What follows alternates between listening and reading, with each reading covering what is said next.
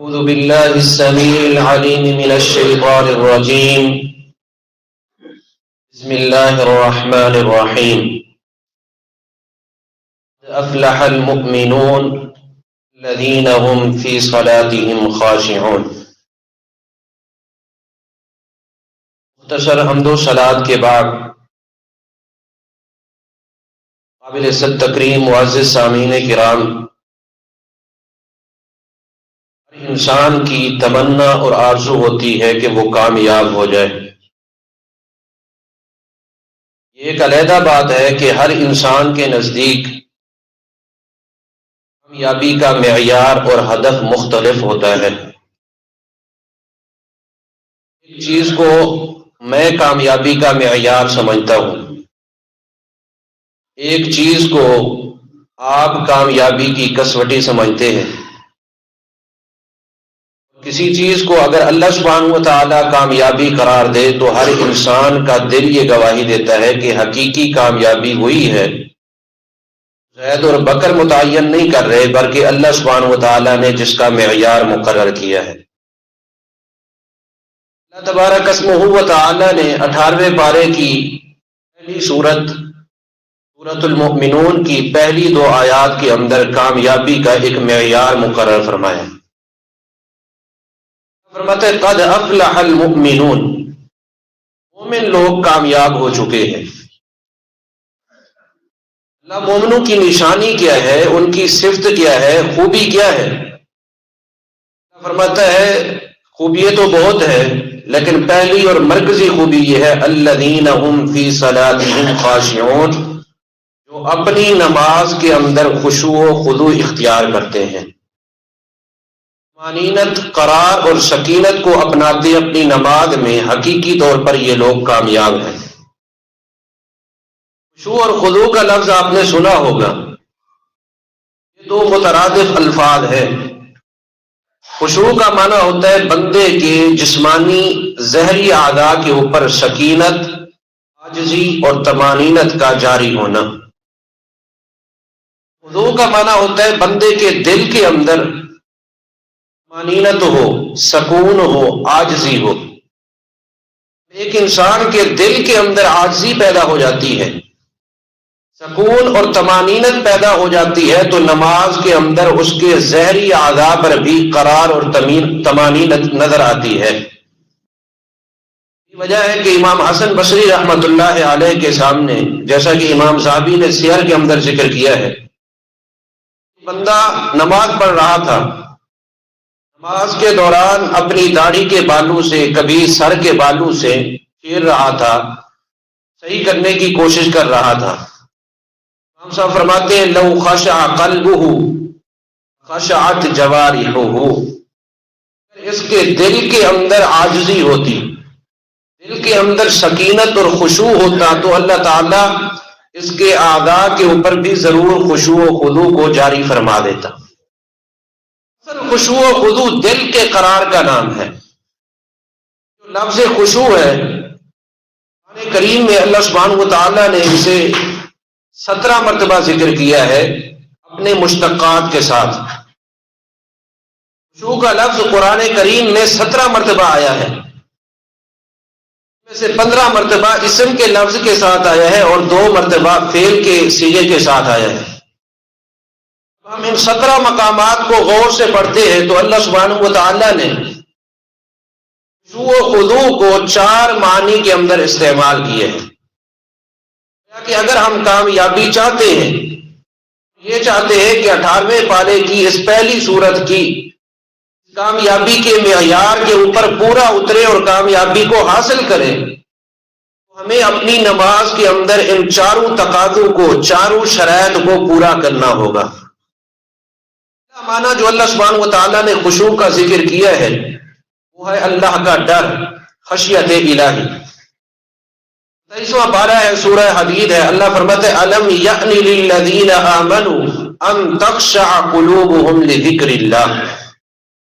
دنیا کے اوپر میری مختلف قسم کی مصیبتیں آتی ہیں، آزمائشیں آتی ہیں. دنیا کے اندر میں اپنی قدرت کے چند مظاہر ذکر کرتا ہوں، کیا ان کو دیکھ کر ابھی اہل ایمان کے دل کے اندر ڈر پیدا نہیں ہوا؟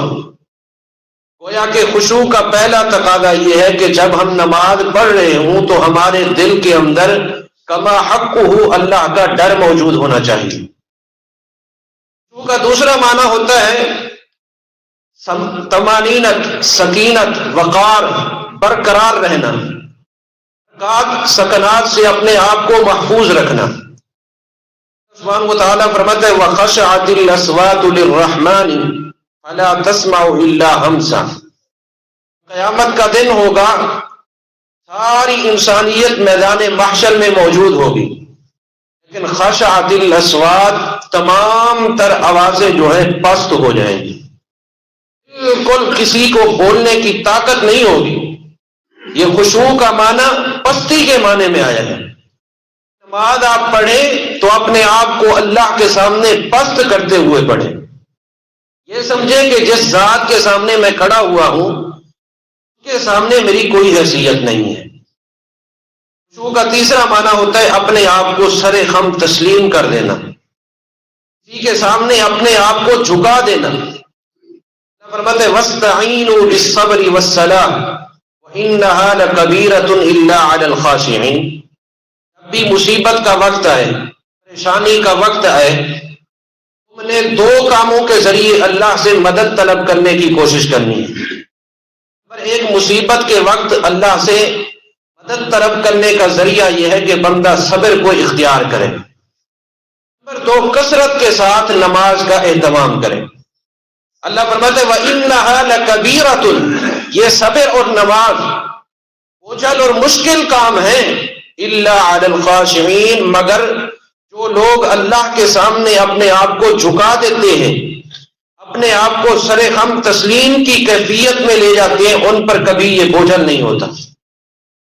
کہ نماز جب پڑھی جائے تو بندہ اپنے آپ کو اللہ کے سپرد کر دے۔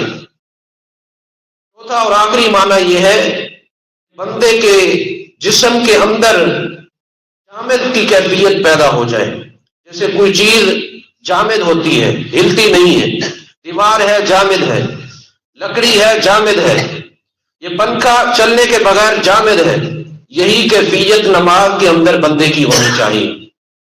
فرماتے ہیں وَتَرَى الْأَرْضَ خَاشِعَةً فَإِذَا أَنزَلْنَا عَلَيْهَا الْمَاءَ اهْتَزَّتْ۔ زمین کو دیکھیں گے یہ جامد پڑی ہوتی ہے، بالکل بے حرکت، لیکن جب بارش برستی ہے تو یہ کھلتی ہے، نباتات اگاتی ہے۔ لیکن خاشیہ کا معنی اللہ نے کیا ذکر کیا؟ جامد۔ کہ اللہ تبارک اسمہ و تعالی 18ویں پارے میں یہ فرما رہا ہے جب تم نماز پڑھو تمہاری کیفیت اس طرح ہونی چاہیے جیسے کسی درخت کا تنا اور لکڑی کا ایک حصہ کھڑا ہوتا ہے بغیر حرکت کے۔ ایسے ہوا، صحیح بخاری میں ہے، سیدنا عبداللہ بن زبیر رضی اللہ تعالی عنہما جب نماز پڑھتے كان اذا قام الى الصلاة كأنه عود، صحابہ کہتے ایسے لگتا تھا کہ عبداللہ بن زبیر نماز نہیں پڑھ رہے بلکہ کسی درخت کا تنا گاڑا ہوا کھڑا ہوا ہے، یہ کیفیت ہوتی تھی۔ اور امام صحابی نے سیر کے اندر ذکر کیا ہے عبداللہ بن زبیر جب رکوع کرتے تو بعض اوقات پرندے آ کر ان کی کمر اور پشت پر بیٹھ جایا کرتے تھے، لگتا ایسے ہے کہ یہ کوئی انسان نہیں کھڑا ہوا بلکہ کھجور کا تنا گاڑا گیا ہے۔ یہ کیفیت ہوتی تھی ان لوگوں کی نماز کے اندر۔ سیدنا علی رضی اللہ تعالی عنہ سے ایک مرتبہ ان کے شاگرد نے پوچھا تھا کہ اللہ نے جو خشوع و خضوع کا تقاضا کیا ہے کیا ہے؟ حضرت علی رضی اللہ تعالی عنہ فرمانے لگے اللہ یلتفت یمینا ولا شمالا ولا يعرف عمن هو عن يمينه ولا شماله۔ خشوع یہ ہے کہ جب بندہ نماز پڑھ رہا ہو اسے پتہ نہ ہو کہ اس کی دائیں جانب کیا ہو رہا ہے، اس کی بائیں جانب کیا ہو رہا ہے، اس مسجد اور محلے کے اندر کیا ہو رہا ہے۔ فرمانے لگے حتیٰ کہ اسے یہ بھی پتہ نہ ہو کہ نماز کے اندر صف کے اندر میری دائیں جانب کون کھڑا ہے اور بائیں جانب کون کھڑا ہے۔ یہ اللہ کو خشوع مطلوب ہے، یہ اللہ سبحانہ و تعالیٰ کا تقاضا ہے، کامیابی کا یہی معیار ہے۔ جو نماز ہے یہ روحانیت ہے، روح کی غذا ہے، اور یہ غذا تب بن سکتی ہے جب ہماری نماز کے اندر اس طرح کا خشوع و خضوع پیدا ہوگا۔ نبی علیہ الصلوۃ والسلام جب بھی کوئی پریشانی کو دور کرنا چاہتے، ابو داؤد کی حدیث ہے کان اذا حزبہ امر فزع الی الصلاۃ، پریشانی ہوتی آپ نماز کی طرف دوڑتے ہوئے آتے، نماز میں طمانینت سے کھڑے ہو کر اپنی پریشانی کو دور کرتے۔ نبی کی حدیث ہے جب بھی آپ کو بے چینی ہوتی، نبی علیہ السلام بلال کو آواز دیتے اور فرماتے اقم الصلاۃ ارحنا بہا، بلال نماز کے لیے اقامت کا ہو، ہم نماز خشوع و خضوع سے پڑھیں گے، اللہ تعالی ہماری تمام تر پریشانیوں کو دور کر دے گا۔ اس طرح خشوع و خضوع سے نماز پریشانیوں کا حل ہے۔ خشوع و خضوع کی وجہ سے تمام تر مصیبتیں ٹل جاتی ہیں نماز پڑھنے کی وجہ سے۔ کتنا خشوع تھا، کتنا خضوع تھا۔ ہمیں ترمذی کی حدیث ہے، نبی رحمت صلی اللہ علیہ وسلم کے بارے میں آتا ہے ایک دن آپ نماز پڑھنے کھڑے ہوئے، قیام اللیل تھا، اور آپ کے خشوع و خضوع کا مالا اور عالم یہ تھا، اللہ کے نبی پوری رات ایک ہی آیت پڑھتے رہے ان تعذبہم فانہم عبادک وَإِن تَغْفِرْ لَهُمْ فَإِنَّكَ أَنْتَ الْعَزِيزُ الْحَكِيمُ، اللہ اگر تو ان بندوں کو عذاب دے گا تو ہیں تو یہ تیرے ہی بندے، اگر تو بخش دے گا تو تو بخشنے والا بڑا مہربان ذات ہے۔ یہ اللہ کے نبی صلی اللہ علیہ وسلم کی خشوع کی کیفیت ہوتی تھی۔ مسلم کے الفاظ ہیں، حضرت عبداللہ بن شخیر رضی اللہ تعالیٰ عنہ فرماتے ہیں ایک مرتبہ نبی علیہ السلام سے ملاقات کے لیے میں آیا، نبی علیہ السلام نماز پڑھ رہے ہیں، وفی صدرہ عزیز کعزیز المرجل من البکاء، اللہ کے پیغمبر صلی اللہ علیہ وسلم کے سینہ مبارک سے اسی طرح کی آواز آ رہی ہے جس طرح ہنڈیا چولہے کے اوپر کھڑی ہو، نیچے آگ جل رہی ہو، پانی کے ابلنے کی آواز آتی ہے، اسی طرح کی آواز آتی تھی۔ خشوع کی یہ کیفیت ہوتی تھی۔ دوسری روایت کے الفاظ ہیں وفی صدرہ عزیز کعزیز الرحا، جس طرح ہاتھ والی چکی چلتی ہے اور آواز پیدا ہوتی ہے، نبی پاک صلی اللہ علیہ وسلم جب نماز پڑھتے یہ آپ کی کیفیت ہوتی تھی۔ آپ نے ہر اس چیز کو دور کر دیا تھا جو آپ کی نماز میں خشوع و خضوع کے لیے رکاوٹ بن سکتی تھی۔ صحیح بخاری کی حدیث ہے، عائشہ رضی اللہ تعالی عنہ کو ایک مرتبہ کسی سہیلی نے یمن کا ایک کپڑا گفٹ کیا، جی رضی اللہ تعالی عنہ نے اپنے حجرے کے ایک کونے میں تھوڑا سا ساز و سامان تھا اسے رکھ کر سٹور کے طور پر جیسے ہم پردہ لٹکا دیتے اسی طرح لٹکا دیا، لیکن وہ پردہ قبلے والی جانب آ گیا۔ بخاری کے الفاظ ہیں نبی علیہ السلام حجرے میں نماز پڑھتے ہیں اور ہم سلام پھیرا، اور سلام پھیر کر کیا فرماتے امیتی عنا قیامک ھذا، ایسا ایسے کرو اپنا یہ پردہ یہاں سے اتار لو۔ اللہ کے نبی کیوں؟ فَإِنَّهُ لَا تَزَالُ تَصَاوِيرُهُ تَعْرِضُ لِي فِي صَلَاتِي، جب تک میں نماز پڑھتا رہا ہوں اس کی تصویریں میری نماز کے اندر خلل ڈالتی رہی ہیں، مجھے وہ کپڑا ہی پسند نہیں جو نماز کی خشوع و خضوع کو کم کر دے۔ یہ نبی علیہ الصلوۃ والسلام کے خشوع و خضوع کا عالم تھا۔ صحابہ کہتے ہیں آپ اس طرح خشوع سے کھڑے ہوتے، بعض اوقات قاری صاحب نماز پڑھا رہے ہوتے ہیں، یوں جیسے حافظ ہلتا ہے ویسے ہلنا شروع کر دیتے ہیں، بعض اوقات ہم ہلنا شروع کر دیتے ہیں۔ صحابہ کہتے ہیں نبی علیہ السلام کی قرات کو جب آپ زور اثر میں پڑھ رہے ہوتے آپ اس طرح ساکن کھڑے ہوتے، اس قدر جامد ہو کر کھڑے ہوتے کہ آپ کی داڑھی کے بالوں سے ہم پہچانتے کہ آپ کچھ پڑھ رہے ہیں، آپ کی تھوڑی ہلتی داڑھی کے بال ہلتے پتہ چلتا آپ کچھ پڑھ رہے ہیں۔ کیفیت تھی نبی علیہ الصلوۃ والسلام کی۔ یہ خشوع و خضوع اللہ کو مطلوب ہے۔ اس بارے میں اللہ فرماتا ہے جنہوں نے اس طرح کا خشوع و خضوع نماز میں اختیار کر لیا ان کے لیے بڑی گولڈن آفر ہے، بہت بڑا پیکج ہے۔ اللہ نے بہت ساری خوبیاں ذکر کی ہیں۔ 22واں پارہ شروع میں پہلے صفحے کے اوپر اللہ فرماتا ہے ایک خوبی یہ ہے والخاشعین والخاشعات، جو نماز میں خشوع و خضوع اختیار کرنے والے ہوتے ہیں۔ آیت کے آخر میں اللہ فرماتے ہیں اعد اللہ لهم مغفرہ واجرا عظیما، اگر ان سے گناہ ہو جاتا ہے میں اپنی رحمت سے ان کے گناہوں کو پاک اور صاف کر دیتا ہوں۔ اجر اجرا عظیما، اور جو یہ نیکی کرتے ہیں ان کا اجر میں بڑا چڑھا کر کے ادا کرتا ہوں۔ شرط یہ ہے کہ نماز ایسی ہونی چاہیے جیسی اللہ کو مطلوب ہے۔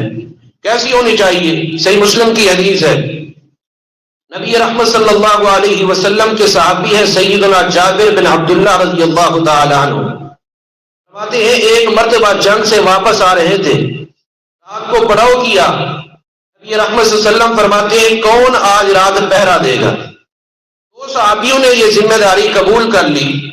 ایک جماعت انصار میں سے تھا جن کا نام ہے سیدنا اسید بن حضیر رضی اللہ تعالی عنہ، دوسرے صحابی مہاجرین کی جماعت میں سے تھے جن کا نام ہے عمار بن یاسر رضی اللہ تعالی عنہ۔ صحابہ کرام سو گئے، حضرت عمار بن یاسر کہتے ہیں میں تھوڑی دیر آرام کر لیتا ہوں، آپ ان کی چوکیداری کریں، پہرہ داری کریں۔ عمار بن یاسر بھی سو گئے۔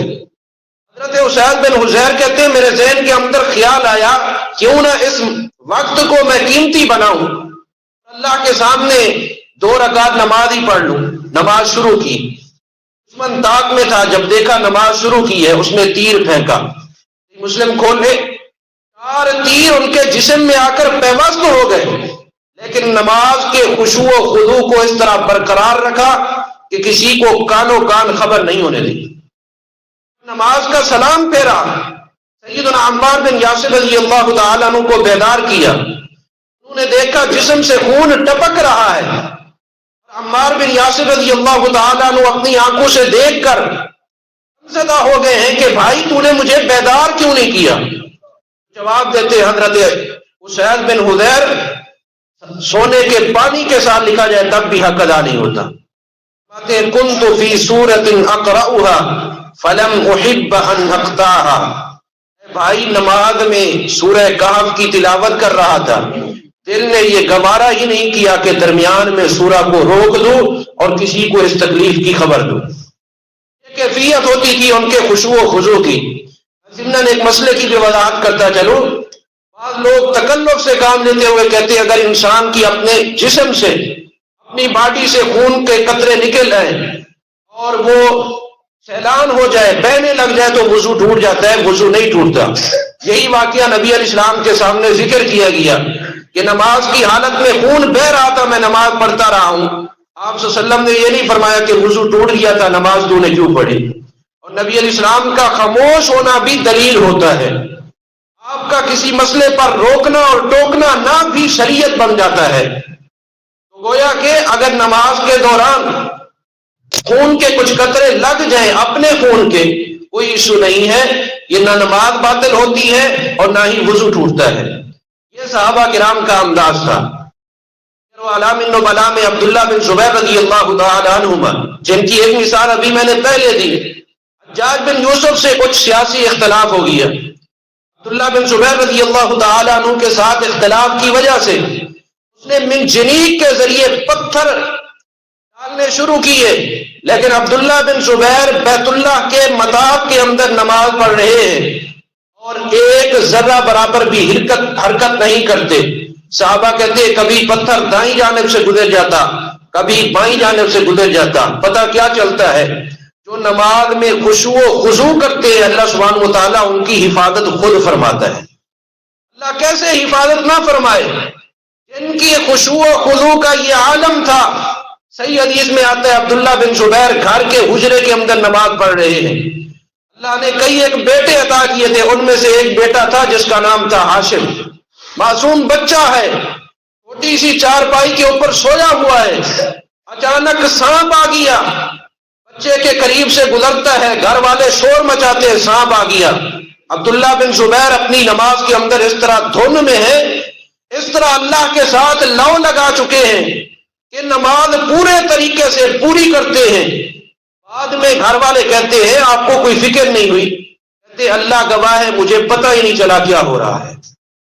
ہمیں تو سارے افکار و نظریات تخیلات کی وادی میں ہم گھومتے ہیں نماز کے دوران۔ کیفیت یہ ہونی چاہیے کہ میں اللہ کے سامنے کھڑا ہوا ہوں، رکوع میں طمانینت، سجدے میں طمانینت ہونی چاہیے۔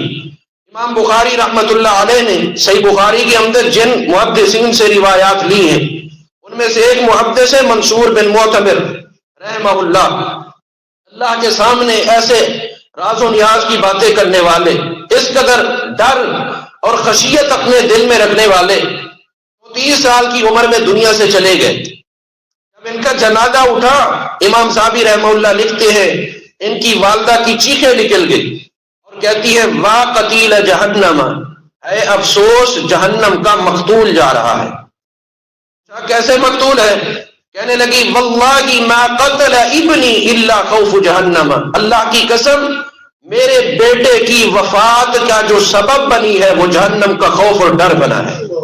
ہر وقت بیٹے نے اپنے ذہن کے اوپر جہنم کے ڈر کو طاری کیا ہوا تھا، جس کی وجہ سے وہ اس دنیا سے چلا گیا ہے۔ جو بات بتانے کی ہے وہ یہ، چند دن گزرے، پڑوسی کی ایک بیٹی نے اپنے والد سے کہا بابا چاچو منصور تو دنیا سے چلے گئے، منصور بن معتمر رحمہ اللہ، لیکن رات کو جب میں اپنے گھر کی چھت پر چڑھتی تھی چاچو منصور کے گھر کے اندر ایک ستون دیکھا کرتی تھی، پلر۔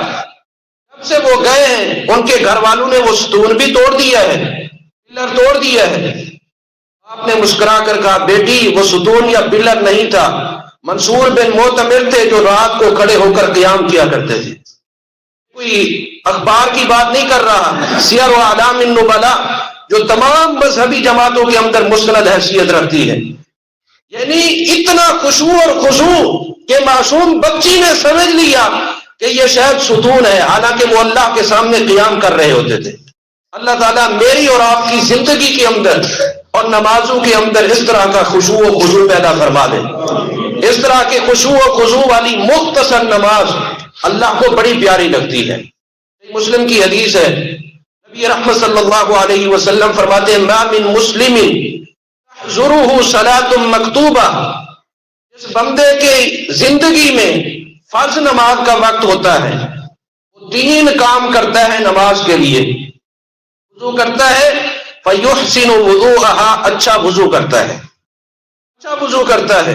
نمبر 2 ورکوعها، رکوع کی باری آتی ہے پورے اطمینان، طمانینت، قرار اور اعتدال کے ساتھ رکوع کرتا ہے۔ نمبر 3 وخشوعها، نماز کے تمام ٹائم پورا خشوع و خضوع اختیار کرتا ہے۔ اللہ کے نبی فرماتے ہیں الا كانت له كفارة لما قبلها، نماز پوری کرنے سے پہلے پہلے اللہ تعالیٰ اس کے ماضی کے تمام صغیرہ گناہوں کو معاف فرما دیتا ہے۔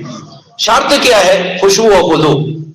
صرف یہاں پر بس نہیں، دوسری حدیث صحیح الترغیب والترہیب کی ہے، علامہ البانی رحمہ اللہ صحیح سند سے ذکر کرتے ہیں، اللہ کے نبی صلی اللہ علیہ وسلم نے فرمایا ما من مسلم یتوضأ فیحسن وضوءه، جو بھی مسلمان اچھا وضو کرتا ہے، پلیٹ اور صحیح طریقے سے وضو کرنے کے بعد ثم قام یصلی، 2 رکعت نماز پڑھتا ہے۔ اللہ کے نبی کیسے پڑھتا ہے؟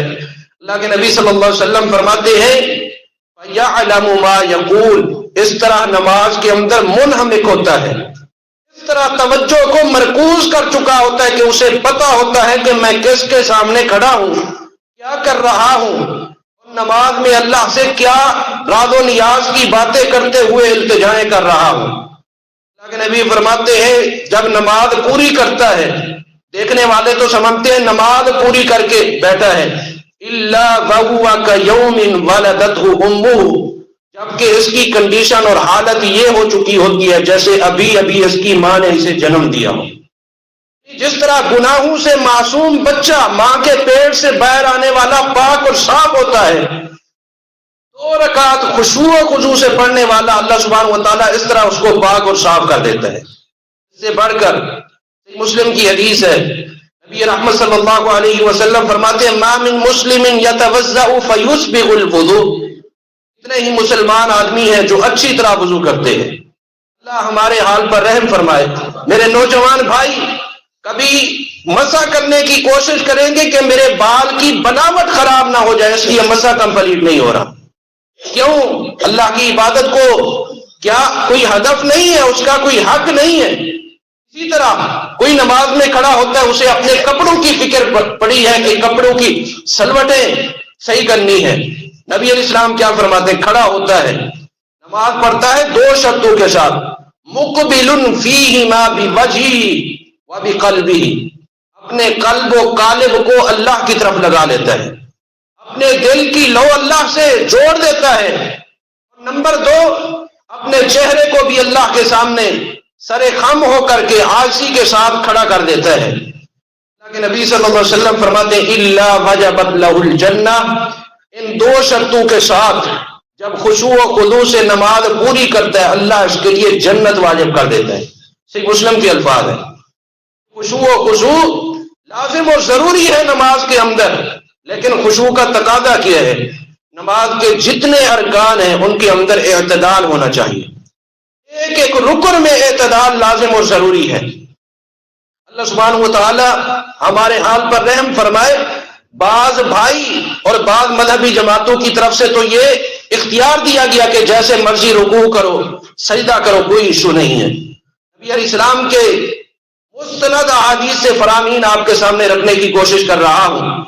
جو بندہ نماز کے اندر رکوع اور سجدے کا صحیح خیال نہیں کرتا، رکوع میں جانے کے بعد اعتدال اور طمانینت اختیار نہیں کرتا، نقصان کیا ہوتا ہے؟ مسلم کے الفاظ ہیں، نبی رحمت صلی اللہ علیہ وسلم نے پہلا نقصان ذکر کیا خشوع خضوع کو ترک کر دینے کا. اللہ کے نبی صلی اللہ علیہ وسلم فرماتے ہیں جب بندہ نماز پڑھ کے فارغ ہوتا ہے، بعض بندے ایسے ہوتے ہیں کتبت لہ من صلاتہ عشرھا تسعھا ثمنھا سبعھا سدسھا، جب نماز پوری کرتے ہیں بعض کو اجر و ثواب پوری نماز کا آدھا ملتا ہے، بعض کو تیسرا حصہ، بعض کو چوتھا حصہ، بعض کو 8واں حصہ اور بعض کو 10واں حصہ ثواب ملتا ہے. نبی علیہ الصلوۃ والسلام فرما رہے ہیں، یہاں پر رک کر ایک مثال کے ذریعے ہم سمجھتے ہیں.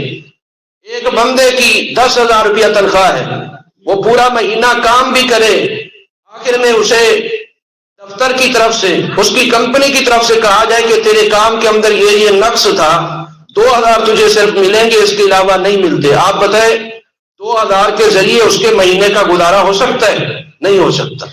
ایک بندہ اپنا ٹائم بھی نکالے، نماز بھی پڑھے، اور قیامت والے دن اللہ کی طرف سے اعلان ہو کہ تیری نماز کا تجھے 10واں حصہ ملے گا، 9 حصے نہیں ملیں گے، کیسے کامیابی مل سکے گی؟ کیسے یہ نماز اللہ کے ہاں قبولیت کے درجے پر پہنچ چکے گی؟ دوسرا نقصان، جو بندہ نماز کے اندر اعتدال کو خشوع و خضوع کو ترک کر دیتا ہے، اللہ فرماتا ہے یہ بندہ منافق ہے اور اس کی نماز منافقوں والی نماز ہے. قرآن کہتا ہے وَإِذَا قَامُوا إِلَى الصَّلَاةِ قَامُوا كُسَالَىٰ يُرَاءُونَ النَّاسَ وَلَا يَذْكُرُونَ اللَّهَ إِلَّا قَلِيلًا، جو نماز کے اندر سست انداز میں کھڑے ہوتے ہیں، توجہ کہیں اور ہوتی ہے، خیالات کی وادی میں گھومتے رہتے ہیں. اللہ فرماتے ہیں اللہ کا ذکر تو نہیں کرتے، یہ اللہ کو دھوکہ دینے کی کوشش کرتے ہیں. وَهُوَ خَادِعُهُمْ، یہ خود اپنی چال کے اندر ذلیل و رسوا ہونے والے ہیں. نبی علیہ الصلوۃ والسلام فرماتے ہیں تلک صلاۃ المنافق، مسلم شریف کے الفاظ ہیں، یہ منافق کی نماز ہے. بالخصوص اصل کی نماز کے بارے میں آپ نے مثال لے کر سمجھایا، فرمایا کہ بیٹھا رہتا ہے حتی اذا کانت بین قرنی الشیطان، حتیٰ کہ جب سورج شیطان کے 2 سینگوں کے درمیان ہوتا ہے.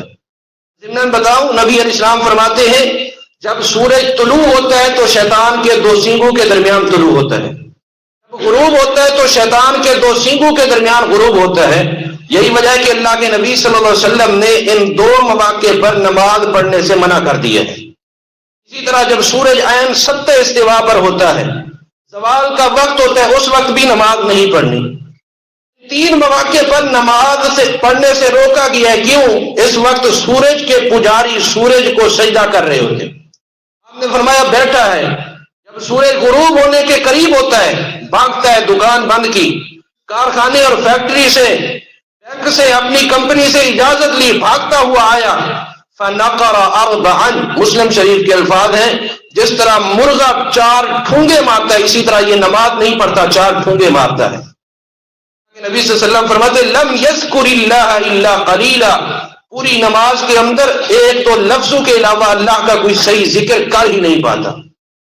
کہ جس کی نماز میں خشوع و خضوع نہیں ہے، اللہ کے نبی فرماتے ہیں صلی اللہ علیہ وسلم یہ منافق کی نماز ہے. تیسرا نقصان، نبی علیہ السلام فرماتے ہیں جس بندے کی نماز کے اندر اعتدال نہیں ہے، طمانینت نہیں ہے، خشوع و خضوع نہیں ہے، اللہ سبحانہ و تعالیٰ اس کی نماز کی طرف نظر رحمت سے دیکھتا ہی نہیں ہے۔ نبی صلی اللہ علیہ وسلم کا فرمان ہے، سلسلہ احادیث صحیحہ کی روایت ہے، آپ نے فرمایا ان اللہ لا ينظر الى صلاة عبد لا يقيم صلبه فيها، جو بندہ رکوع کرتا ہے اور رکوع کے اندر اپنی پشت کو سیدھا کھڑا نہیں کرتا حتیٰ کہ رکوع کے اندر طمانینت اعتدال پیدا ہو جائے اور یوں لگے کہ یہ کھڑا ہی اسی حالت میں ہے، اس کیفیت میں اپنی پشت کو نہیں لاتا، لا ينظر اللہ الی صلاة عبد، اللہ اس بندے کی نماز کی طرف نظر رحمت ہی نہیں ڈالتا، اللہ دیکھتا ہی نہیں ہے جو اس طرح کی کیفیت نہیں اپناتا۔ یہاں پر تو ہم رکوع میں گئے اور اس سے فوراً پھر سجدے کی جلدی ہوتی ہے۔ نبی علیہ الصلوۃ والسلام کے بارے میں صحابہ کیا کہتے؟ اللہ کے نبی صلی اللہ علیہ وسلم رکوع میں اس طرح اپنی پشت کو سیدھا کرتے، لو صب الماء علیہ لاستقر، اگر پانی کے چند قطرے ڈالے جاتے تو اس میں سے کچھ نہ کچھ پانی آپ کی پشت مبارک پر ٹھہر جاتا۔ یہ کیفیت ہوتی تھی رکوع کے اندر، لو صب الماء علیہ لاستقر، کچھ نہ کچھ پانی آپ کی پشت مبارک پر ٹھہر جاتا۔ جب اللہ کے نبی اس طرح اعتدال کے ساتھ طمانینت کے ساتھ رکوع کر لیتے، اس قدر خشوع و خضوع سے رکوع کو کمپلیٹ کرنے کے بعد کھڑے ہوتے، جسے ہم قوما کہتے ہیں، کتنا دیر کھڑے ہوتے تھے؟ صحیح بخاری کے الفاظ ہیں، اما عائشہ رضی اللہ تعالی عنہا فرماتی ہیں بعض اوقات رکوع کے بعد اللہ کے نبی اتنا لمبی دیر کھڑے ہو جاتے، ہمارے ذہن میں خیال آتا شاید آپ اس قیام کو رکوع سے پہلے والا قیام سمجھ بیٹھے ہیں، شاید کہ آپ کے ذہن کے اندر خیال آیا ہے کہ یہ قیام رکوع سے پہلے والا قیام ہے، اور ہماری کیفیت یہ ہوتی ہے کہ ہم سیدھا ہی نہیں ہو پاتے کہ فوراً سجدے میں چلے جاتے ہیں، جو نماز پانچواں نقصان اللہ کے ہاں قبول ہی نہیں ہے۔ صحیح بخاری کی حدیث ہے، بڑی مشہور حدیث ہے، طویل حدیث ہے، اللہ کے ہاں نماز کو نماز کہا ہی نہیں جا سکتا جس میں رکوع کے اندر آپ قرار نہیں اختیار کر سکتے، قومے کے اندر اعتدال نہیں اختیار کر سکتے، اللہ کے ہاں وہ نماز ہے ہی نہیں۔ قبولیت تو بعد کی بات ہے۔ خلاد بن رافع نامی صحابی ہے، نبی علیہ الصلوۃ والسلام مسجد نبوی میں تشریف فرما ہے، آئے نماز پڑھی کے بعد اللہ کے نبی کے پاس آئے، سلام کیا، آپ نے سلام کا جواب دیتے ہوئے فوراً فرمایا ارجع فصلی فإنک لم تصلی، بھائی واپس جا، تو نے نماز پڑھی ہی نہیں ہے۔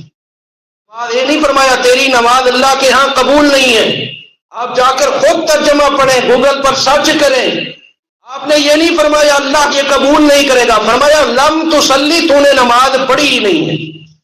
واپس کیا، دوبارہ اسی طرح تیزی سے نماز پڑھی، اللہ کے نبی صلی اللہ علیہ وسلم پھر فرماتے ہیں جا نماز پڑھ، تو نے نماز پڑھی ہی نہیں ہے۔ تیسری مرتبہ پھر آیا، اللہ کے نبی صلی اللہ علیہ وسلم نے جب فرمایا جاؤ نماز پڑھو، نماز پڑھی ہی نہیں، کہنے لگے اللہ کے نبی صلی اللہ علیہ وسلم اس سے بہتر میں نہیں پڑھ سکتا، آپ بتائیں۔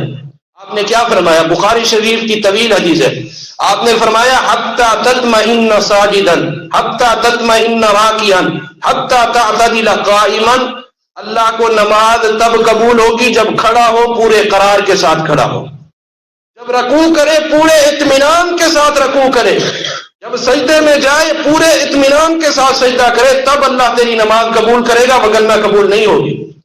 بخاری کی حدیث ہے، سیدنا حذیفہ بن یمان رضی اللہ تعالی عنہ اللہ کے نبی صلی اللہ علیہ وسلم کے صحابی ہیں، ایک بندے کو دیکھا نماز پڑھ رہا ہے، بخاری شریف کی الفاظ ہے، پوچھا کب سے یہ نماز پڑھ رہا ہے؟ کہنے لگا منذ 40 سنہ، 40 سال ہو گئے ہیں یہی نماز پڑھ رہا ہوں۔ نقص کیا تھا؟ لا یتم الرکوع ولا السجود، رکوع اور سجدہ اطمینان سے نہیں کر رہا تھا۔ بخاری شریف کے الفاظ ہیں، حضرت حذیفہ بن یمان رضی اللہ تعالی عنہ فرماتے ہیں واللہ، اللہ کی قسم، ما صلیت منذ 40 سنہ، 40 سال میں تو نے ایک نماز بھی نہیں پڑھی۔ اللہ ہمیں اس وعید سے محفوظ فرمائے۔ ہم ٹائم بھی نکالیں، نماز بھی پڑھیں، اعلان ہو کہ نماز پڑھی ہی نہیں ہے۔ ساتواں اور آخری نقصان جو اس مجلس میں ذکر کرنا ہے وہ یہ ہے، نبی رحمت صلی اللہ علیہ وسلم کے صحابی حذیفہ بن یمان کہتے ہیں وَلَوْ مُتَّ عَلَى هَذَا مُتَّ عَلَى غَيْرِ فِطْرَةِ الْإِسْلَامِ، میں حذیفہ کا فتویٰ یہ ہے کہ اگر اسی طرح نماز پڑھتے پڑھتے تو مر گیا، اللہ نماز تو دور کی بات ہے تیرا دین بھی قبول نہیں کرے گا۔ تیرا ایمان بھی قبول نہیں کرے گا. کیوں؟ یہ بدترین آدمی ہے جو اللہ کی عبادت میں چوری کرتا ہے. ہمیں ترمذی کی حدیث ہے، نبی علیہ السلام نے فرمایا تھا میرے صحابہ چور بہت سارے دیکھے ہوں گے تم نے، لیکن اسوأ الناس سرقۃ الذی یسرق من صلاۃ، دنیا کا بدترین چور وہ ہے جو اپنی نماز سے چوری کرتا ہے. صحابہ کرام چونک گئے، اللہ کے نبی نماز میں کون سی چوری ہوتی ہے؟ فرمایا لا یتم الرکوع ولا السجود، نہ وہ رکوع پورا کرتا ہے نہ سجدہ پورا کرتا ہے. اللہ سبحانہ و تعالی نے اس کو بدترین چور قرار دیا ہے. بدترین چور ہے جو نہ اپنی نماز کے اندر اعتدال کو اختیار کرتا ہے نہ طمانینت کو اختیار کرتا ہے. اعتدال اور طمانینت لازمی اور ضروری ہے. سلسلہ حدیث الصحیحہ کی روایت ہے، نبی رحمت صلی اللہ علیہ وسلم فرماتے ان الرجل لا یصلی 60 سنہ، ایک بندہ 60 سال نماز پڑھتا ہے. 60 سال کا مطلب یہ ہے کہ عمر 70 سال ہوگی، کیونکہ 10 سال کی عمر میں نماز فرض ہوتی ہے. 70 سال کا مطلب یہ ہے کہ پوری زندگی نماز پڑھتا ہے. کیوں؟ صحیح مسلم میں نبی علیہ السلام کا فرمان ہے اعمار امتی ما بین 60 الی 70 وقلما یجوز ذلک، میری امت کی عمومی طور پہ اوور آل عمریں اللہ نے جو بنائی ہیں وہ 60 سے 70 کی دہائی کے درمیان بنائی ہے. آپ نے فرمایا بہت کم لوگ ہوں گے جو 70 کے ہندسے کو کراس کریں گے. ابھی ہم دیکھ رہے ہیں بہت کم لوگ ہوتے ہیں جو اس عمر کو کراس کرتے. گویا کہ پوری زندگی نماز پڑھی، جب اللہ کی بارگاہ میں آئے گا نبی علیہ السلام فرماتے ہیں ما تقبل له صلاۃ، اللہ اس کی ایک نماز بھی قبول نہیں فرمائے. 70 سال نماز پڑھتا رہا ہے لیکن ایک نماز بھی قبول نہیں ہے. کیوں؟ آپ نے فرمایا لعلہ یتم الرکوع ولا یتم السجود ولعلہ یتم السجود ولا یتم الرکوع، ہو سکتا ہے کبھی اس کا رکوع پورا ہوتا تو سجدہ پورا نہ ہوتا، سجدہ پورا ہوتا تو رکوع پورا نہ ہوتا. نماز میں اعتدال کے نہ ہونے کی وجہ سے اللہ نے اس کی عبادت کو اس کے منہ پر مار دیا ہے. سبحانہ و تعالی ہمارے حال پر رحم فرمائے.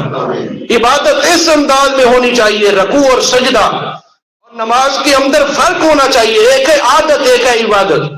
اسی پر جب ہم بیٹھتے ہیں عادت یہ ہے کہ بعض اوقات بندہ اپنے پاؤں کو حرکت دیتا رہتا ہے، لیکن عبادت یہ ہے کہ پاؤں کے اندر سکینت آ جانی چاہیے. میں نے تمہید کے اندر بتایا تھا کہ خشوع کا ایک تقاضا یہ ہے جامد ہو جانا. اس طرح بے روح اور بے جان چیز جو ہوتی ہے جامد، اسی طرح بندے کی کیفیت ہونی چاہیے. اور اسی طرح نماز ہے، کوئی اللہ کی عبادت ہے، عادت نہیں ہے. ایک بندہ کھڑے ہو کر بیٹھ کر نماز نہیں پڑھ سکتا جب تک اس کے پاس کھڑے ہونے کی قدرت موجود ہے. فرض نماز میں قیام شرط ہے. وقوموا للہ قانتین، اللہ کا فرمان ہے قیام ضروری ہے. اجازت ہے کن کو؟ جن بیچاروں کی طبیعت کا معاملہ ہے، بیماری کا مسئلہ ہے. اگر کھڑے ہو کر نماز پڑھنا ممکن ہے پھر بیٹھ کر نماز پڑھیں گے اللہ کے ہاں قبول نہیں ہوگی. کیوں؟ اللہ فرماتے ہیں وقوموا، نماز کھڑے ہو کر پڑھو، للہ قانتین، اللہ کے لیے مطیع و فرما بردار بن کر. کہ اندر نماز کے اندر خشوع کیسے آئے گا؟ بہت ساری باتیں کرنی تھی، وقت پورا ہو گیا. 2-3 باتیں ذکر کرتا ہوں، تمام باتیں اس کے اندر آ جائیں. سب سے پہلے جب ہم نماز پڑھنے لگے تصور، خیال یہ ہونا چاہیے، مینڈ یہ بنانا چاہیے کہ میں اللہ کے سامنے کھڑا ہوا، اللہ کے سامنے کھڑا ہوا ہوں. صحیح بخاری کے الفاظ ہیں، نبی علیہ السلام نے فرمایا اذا صلی احدکم فانہ یناجی ربہ، جب تم میں سے کوئی ایک نماز پڑھ رہا ہوتا ہے تو وہ اپنے رب سے سرگوشی کر رہا ہوتا ہے، رب سے باتیں کر رہا ہوتا ہے. کہ نبی کیا کرنا چاہیے؟ فرمایا فَلْيَنْظُرْ مَنْ يُخَالِلْ، بس دل اور دماغ میں اتنا خیال کرے کہ کس ذات سے وہ باتیں کر رہا. مجسٹریٹ کے سامنے جا کے کھڑے ہو جائے، وہاں پر شو کی ٹوپی نہیں پہنتے، وہاں پر مجرم ہو یا مدعی ہو، ملزم ہو، بالکل ساکن ہو کر کھڑے ہو جاتے ہیں. یہاں تو مالک الملوک کے سامنے کھڑے ہوئے ہیں، بادشاہوں کے بادشاہ کے سامنے کھڑے ہوئے ہیں، پھر حرکات و سکنات کیسی؟ کس طرح کا یہ معاملہ؟ آپ نے فرمایا اس طرح کا تصور ہونا چاہیے. صحابی نے پوچھا تھا اللہ کے نبی نماز میں کیا مطلوب ہے؟ فرمایا احسان مطلوب ہے، اور احسان یہ ہے ان تعبد کأنک تراہ فإن لم تراہ فإنہ یراک، جب تو عبادت کرے تیرا تصور یہ ہونا چاہیے کہ اللہ سبحانہ و تعالی تجھے دیکھ رہا ہے اور تو اللہ کو دیکھ رہا ہے، تجھے اللہ دیکھ رہا ہے اور تو اللہ کو دیکھ رہا ہے. یہ تیرا تصور ہو تب اللہ سبحانہ و تعالی تیری عبادت قبول کرے گا. اس طرح بندے کے اندر خشیت جاری ہونی چاہیے. ہم سلف صالحین سے محبت کے دعوے کرتے ہیں، صحابہ اور اہل بیت سے مودت و الفت کے نعرے لگاتے ہیں، لیکن ان کی زندگی کو اپنی زندگی کے لیے مشعل راہ نہیں بناتے۔ حضرت علی رضی اللہ تعالی عنہ کون ہے؟ ہماری آنکھوں کا نور، ہمارے دلوں کا سرور ہے، ان سے محبت، ان کا عمل ہمارے لیے راہ نجات کا ذریعہ ہے، ان کو کاپی کرنا۔ حضرت علی رضی اللہ تعالی عنہ کے بیٹے سیدنا حسین اور سیدنا حسین کے بیٹے سیدنا علی رضی اللہ رحمہ اللہ، جن کو آپ امام زین العابدین رحمہ اللہ کے نام سے یاد کرتے ہیں، امام زین العابدین رحمہ اللہ کی کیفیت یہ ہوتی تھی، جب نماز شروع کرنے لگتے جسم کے اندر کبھی تاری ہو جاتی، لرزنے لگ جاتے، حتی احمر وجہہ، یہاں تک کہ ان کا چہرہ سرخ ہو جاتا۔ پوچھنے والے نے پوچھا اتنا کیوں ڈرتے ہو؟ کہتے ڈر اس لیے لگتا ہے کہ میں کتنی بڑی ذات کے سامنے کھڑا ہو رہا ہوں، کتنی بڑی ذات کے اندر کھڑا ہو رہا ہوں۔ اللہ سبحانہ وتعالی ہمیں اپنا تخیل اور تصور یہی بنانے کی توفیق عطا فرما دے۔ وآخر دعوانا الحمدللہ۔